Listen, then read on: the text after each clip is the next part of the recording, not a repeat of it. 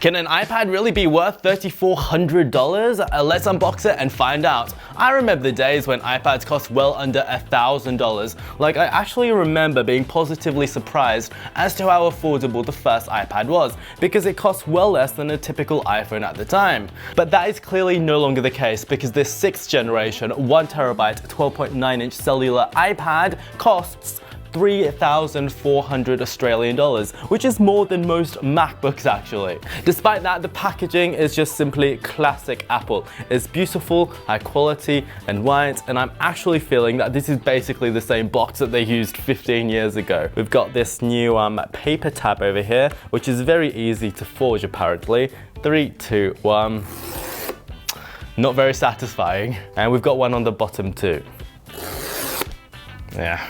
Okay, let's open it up. Will I drop it this time? Hopefully not. And there we go. Isn't it beautiful? No, it's not actually beautiful yet, is it? It's covered in plastic. But before we get to that, let's have a look at what's in the box. We've got documentation. Does it contain an Apple sticker? Yes, it contains 2 Apple stickers. Does it contain a cable? Yes, it does, and it's actually a new braided one, which is pretty cool. And most importantly, does it contain a charger? Well, yes it does. I think this is the 20-watt one. Let me check. Yes, it's 20 watts, so that's a little bit disappointing for such a big iPad. But now let's have a look at the iPad. Oh, it's actually not plastic, it's paper. And 3, 2, 1.